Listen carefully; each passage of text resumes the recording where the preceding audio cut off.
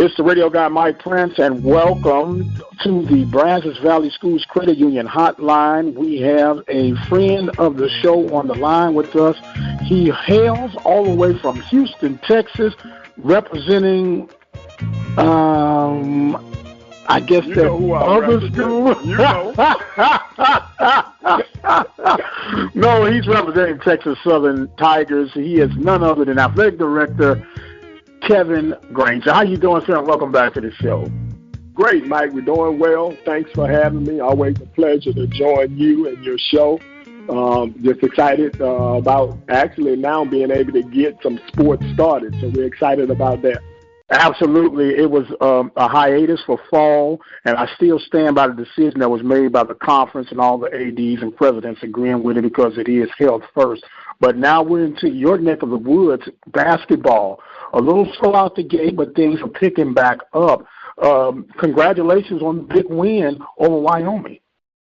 Appreciate that, Mike. We are real excited about where and how our men's basketball program has started out. They're playing well, and we expected that of them. They actually were picked to win the conference this year, so we're excited about that. And also, Mike, I'm going to be honest, I even talked about a little, as happy as I am with the win, I'm a little disappointed that because I thought we could have won the game against Washington State. I thought we were right there. It ended up being a 4-point game. I thought we were right there, and the guys played well, so I thought we was right there in that one. And then when we came back to play St. Mary's, if you looked at that game, I mean, we were in that game the whole entire time until St. Mary's got, extremely hot from the three-point line and made a tremendous amount of threes back to back.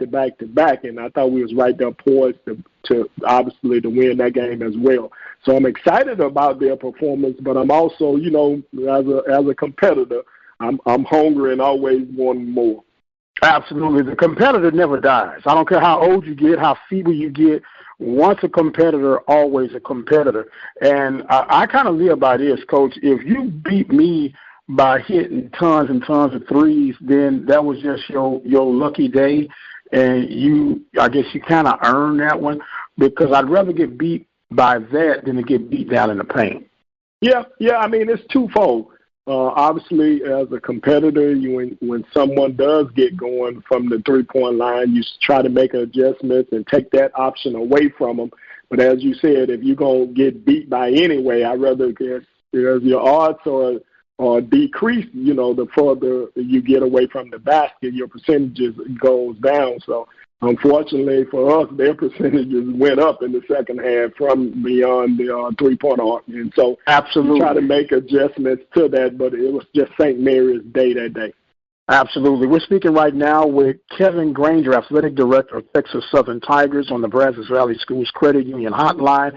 Now, Coach, as you assess your team's play and you're watching, and you always root for your other brother schools, sister schools, however you want to identify them in the conference, although the win-loss records are not where we would want them to be, you got to be pleased with the level of competition that you see that appears to have stepped up throughout the conference.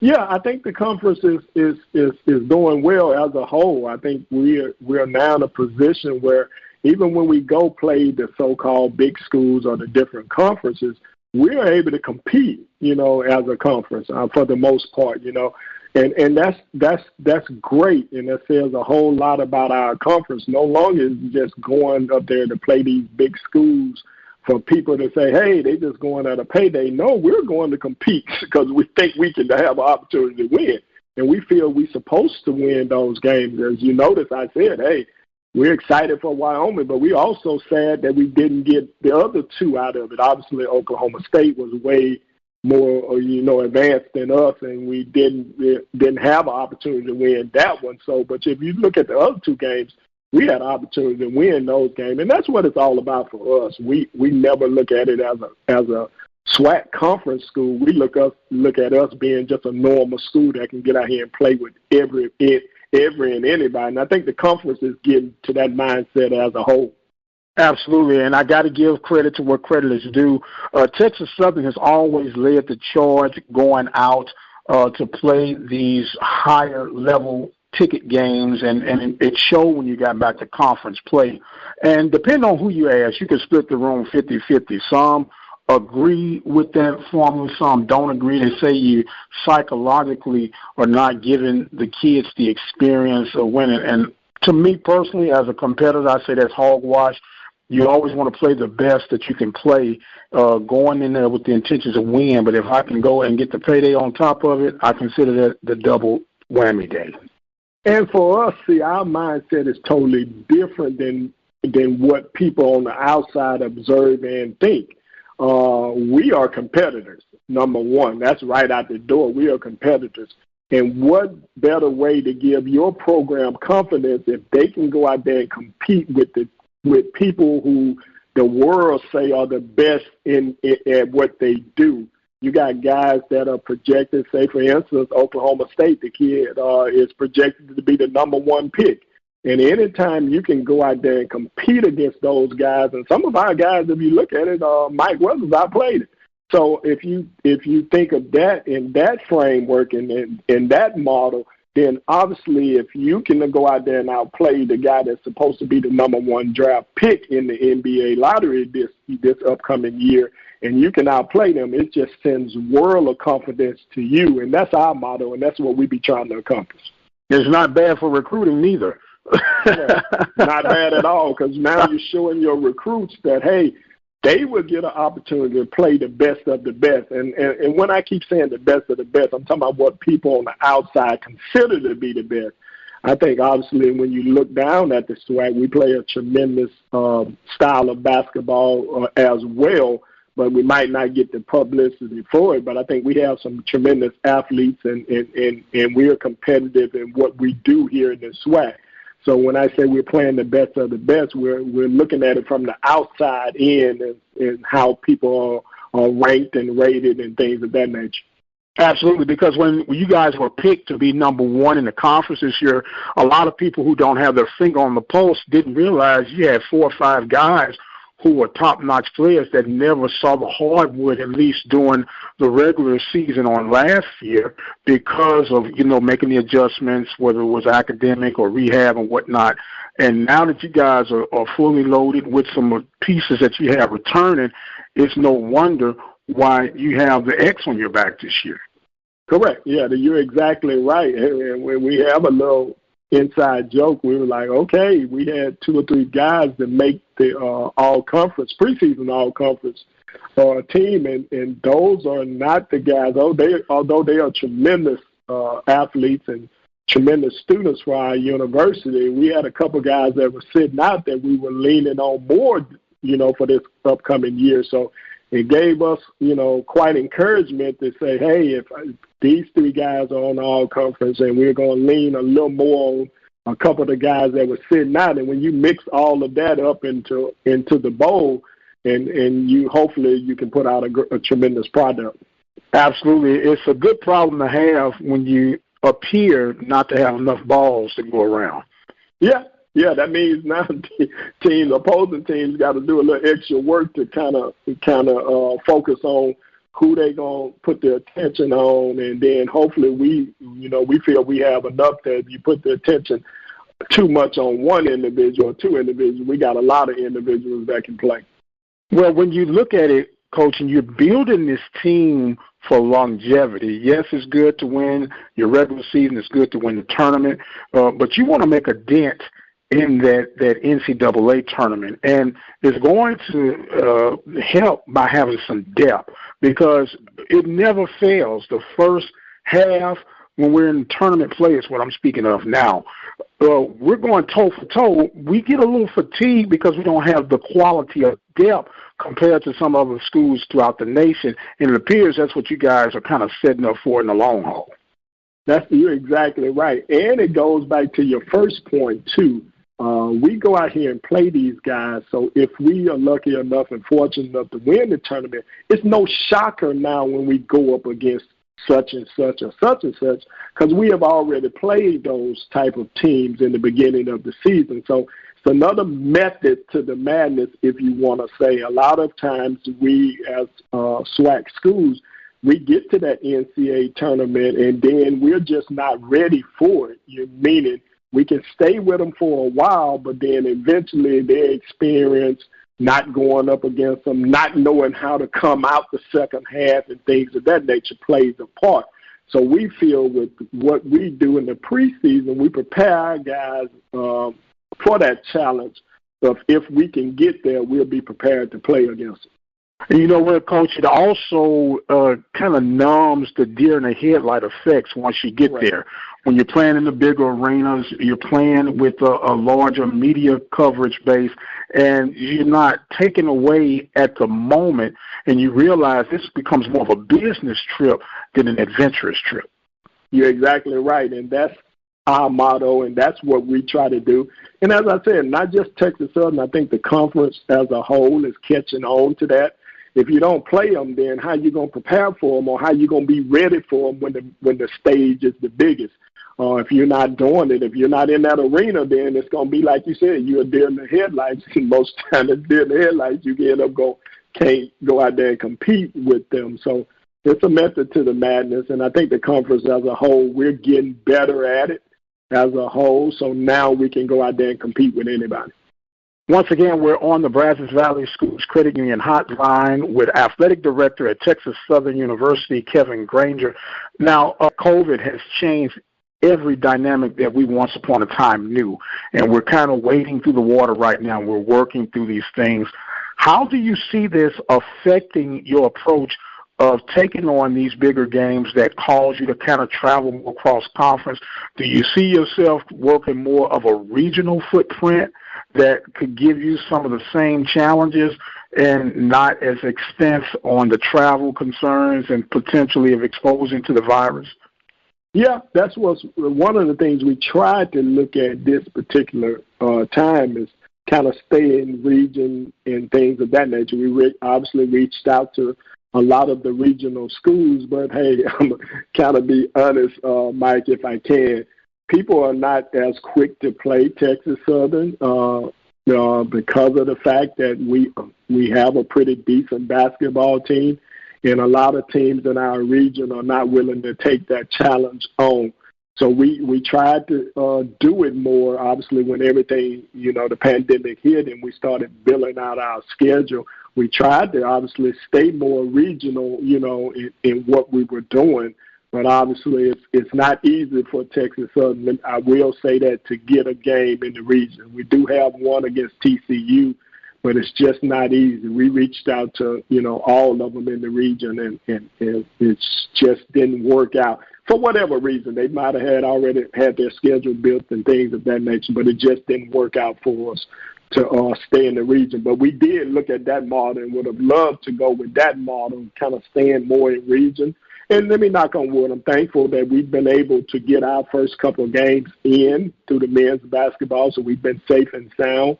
So we'll continue on, but we did look at that model. That was our intention, to kind of stay more regional. I'm winking at you through the line, Coach, that, that's what it was. It was a scheduling conflict. Okay, we'll take that. With that being said, can you kind of get them on the hook a little later by trying to schedule out? They could say, well, we got the next 2-3 years lined up, but the dynamics are going to be across the board for everyone. There's no saying you can run, but you can't hide. Pretty soon you have to face the piper. Right. Real soon, we hope. I think if you look back at it, we played Texas A&M 2 years ago, and we beat them 2 years ago. And then the last year we played them, it was 3-4 point games. So they're not quick. We called them this time to try to schedule a game. And they might have had scheduling conflicts and things of that nature. Okay. Too easy, okay. Easy to play. And so I want everybody that's listening out here to understand that we would love to stay regional. We discuss it all the time. Obviously, it saves us on our travel and exposure and things of that nature, but it's not easy for Texas Southern to get regional games. We reach out, we try, but, for whatever reason, it's just not easy for us. Now, Coach, there are stereotypes in all sports in all states that are related, and, of course, Texas has the stereotype or the stigma of being a quote-unquote football state. Do you find that difficult to adjust to, being that you're a native Texan, had major success with the program, and do you get more quote-unquote love from the East Coast and even West Coast programs? Do you find that sometimes irritating? No, not at all. I understand, and I'm actually from Mississippi, but I understand that Texas is the stigma behind Texas is a football state. But if you look at it, more basketball players are starting to trend out and do well from Texas. And I think the myth is kind of evening out some. Texas has a tremendous talent when it comes to basketball. A lot of people now are recruiting the state of Texas and come getting players out of the state of Texas. So I think the myth is changing some. For us, we are working hard to improve our football here at Texas Southern University, and so we can become, a better football school. So we're working hard on that as well. But right now, at Texas Southern University, our basketball program has traditionally been the focal point of the school. When I say the focal point of the school, meaning they have been the most successful program that we had over the stretch of time. Absolutely. And forgive me for the programming note. I knew you were a native Mississippian, but I claimed you as a Texan when you. Yeah, I've been here long enough. You've been here long. It's like I'm originally from St. Louis, but I've been in Texas for 32 years, so they consider me Texan by way of Missouri. So I do apologize about that. Oh, no. You were right. Yeah. You were right. I am a Texan now, but I always have to keep my Mississippi. Yeah, because you don't want to get beat up when you go home. You don't want to get beat up when you go. They'll be like, "What? You're not even claiming us no more?" They'll be like, "Oh man, so, nah, I gotta throw that in there." Yes, sir. We're speaking with Kevin Granger, athletic director of the Texas Southern Tigers by way of Mississippi. And now, Coach, with everything that has unfolded or is unfolding, and you made a key point that Texas Southern, for no disrespect to any other program, is looked upon as the basketball school, in particular of the conference. There's no secret about that. And I think you would like to think that you took and added credit to that long historic deal, because I know you're going to say it before the show is over with. Your name is hanging up in the banners up there already. Well, you beat me to it, because I was going to get it. I was going to get it out there. Oh, man. Yes, sir. So when you feel connected as part of a program that is the identity of the university, and now you happen to be the chief orchestrator of the athletic department, do you feel any added pressure on you in that role? Yeah, well, I'm a competitor, so I always feel added pressure, not only for my basketball, what we are doing in basketball, but what we are doing across the board. When I go into staff meetings, I say all of our programs have to win. I mean, it's just not putting all the pressure or the onus on our basketball program. I lead the meeting off saying I want all of our programs to be winning. If you're not winning, you should be competing for a championship, and somebody got to throw a Hail Mary, or somebody got to be throwing a 99-mile-per-hour, fastball down and strike us out at the end. But I expect that Texas Southern to be competing across the board. Obviously, I did come to Texas Southern as a basketball student-athlete, so I'm always, fired up and a little edgy about basketball, because I do have a basketball background, so I can see things happening and things of that nature on the basketball court and say, hey, we should have done this, should have done that. So I'm a little more edgy probably for basketball, just in the regards of that's what I play. But I'm passionate about all of our sports, and I think all the coaches know I'm passionate about everything that we have and offer on the campus. Absolutely, and I feel the same way being a former baseball player. And once again, I got to tip my hat to what you guys have been able to do with your baseball and softball programs, 10, 11 consecutive Western titles in softball, always in the thicket with baseball, and you're doing this without home facilities. I mean, you have a home field, but you don't have something on campus.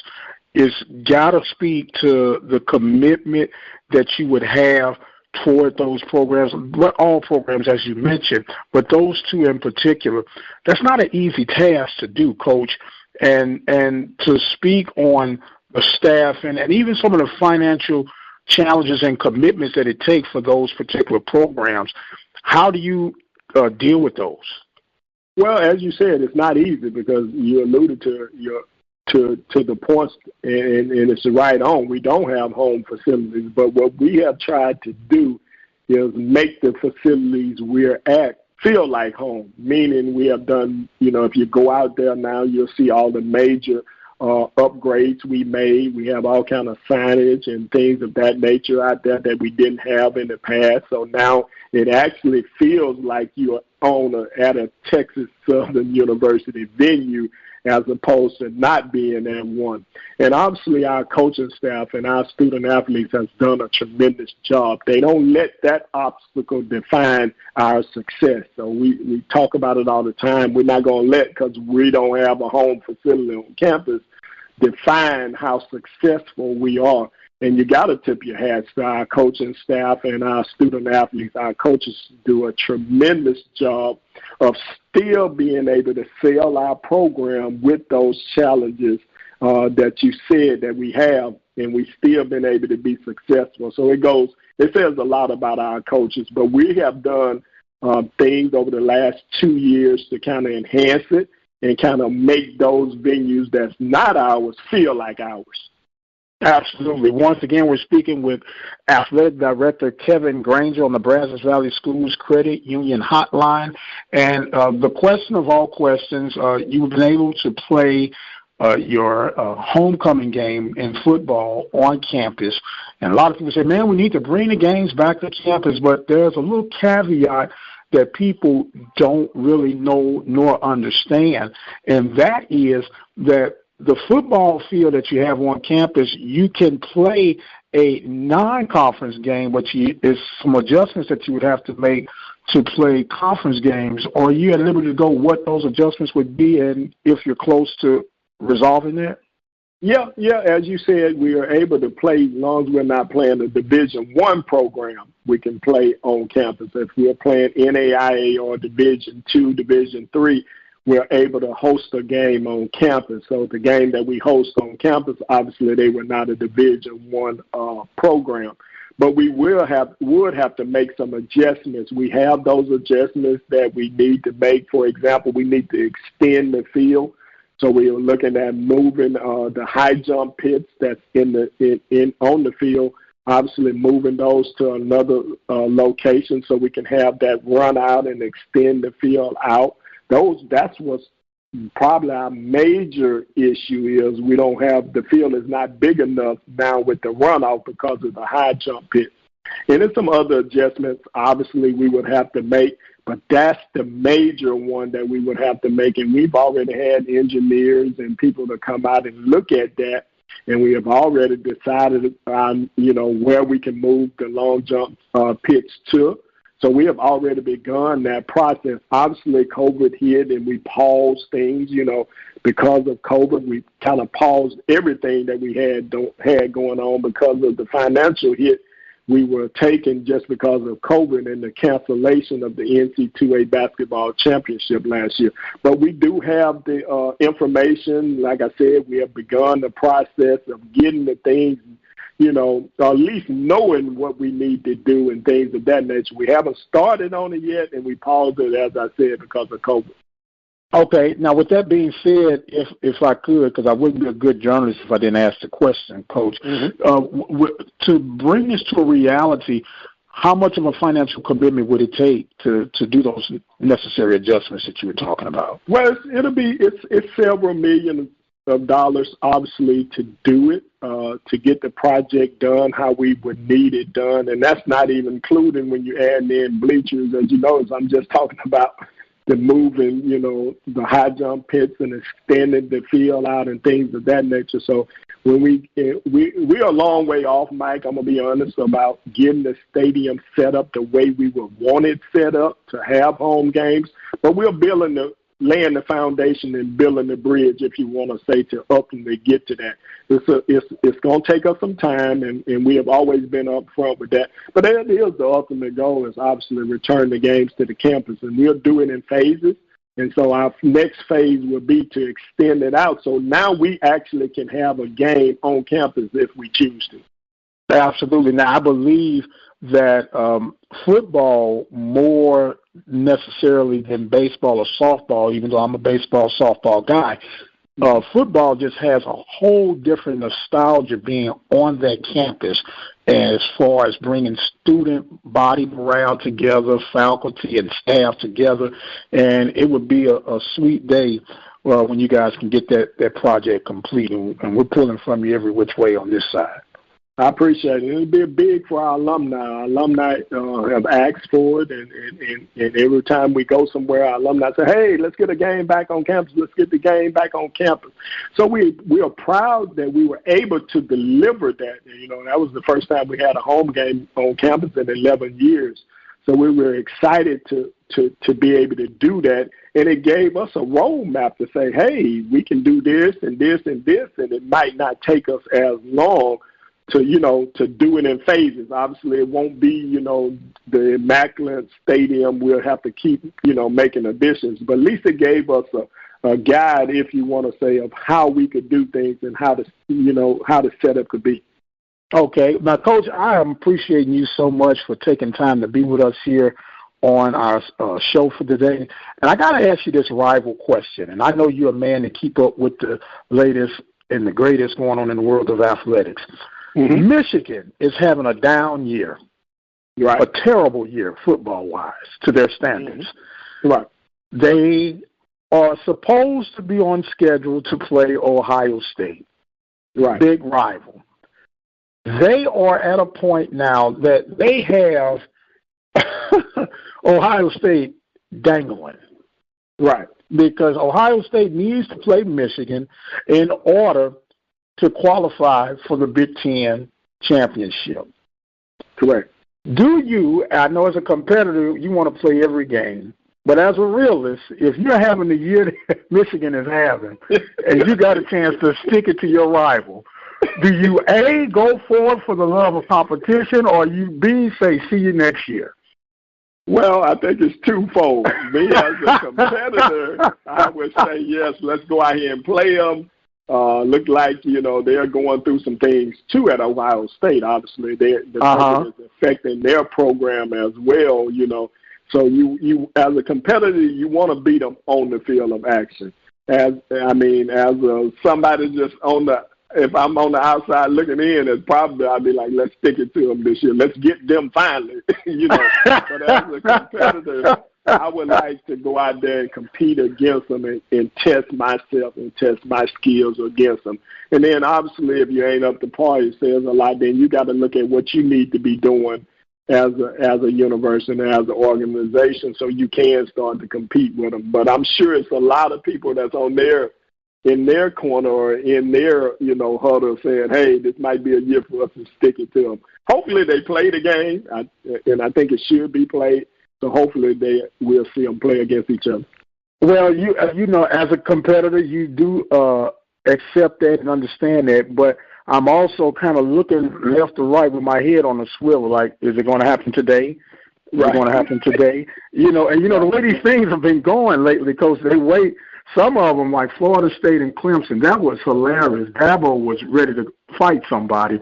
And he's talking about they waited till hours before kickoff. I could see Michigan doing that, especially with the hard time Harbaugh is having right now.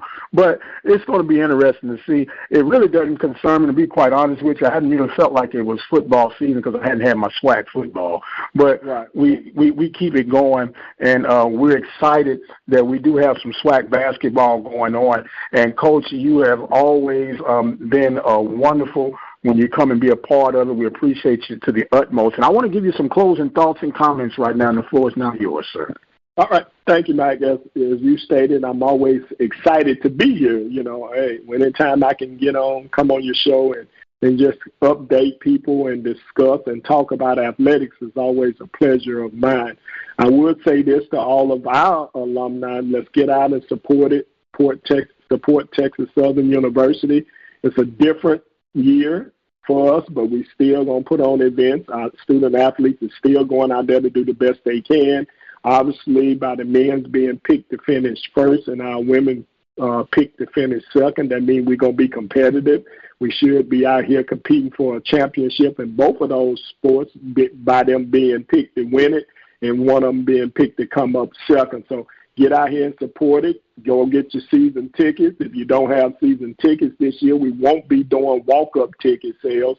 We'll be only honoring season tickets to enter our facility and attend our sporting events for basketball. So go out there and get it, support your Tigers, and go Tigers. Okay, and you know that's only on paper, right, that you picked to win it, right?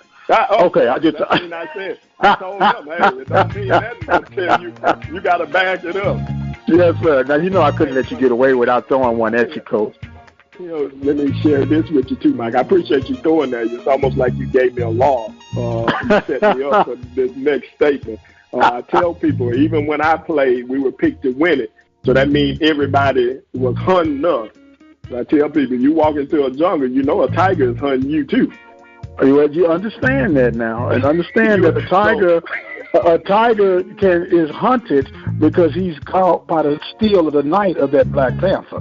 So don't think just because you hunting us, we ain't hunting you too. So we're looking for you too. Man, as always, man, it's a joy to have you on, man, and we truly appreciate you. You know, I wish you luck except twice and sometimes 3 times a year, and I don't even have to tell you what game that is. But, Coach, it's always a joy to have you on board with us. Athletic Director Kevin Granger of the Texas Southern Tigers. I am the radio guy, Dr. Mike Prince. Thank you for joining us on the Brazos Valley Schools Credit Union Hotline. And once again, we want to thank you guys for joining in with us. And until the next time, you guys be blessed. We'll see you on the other side.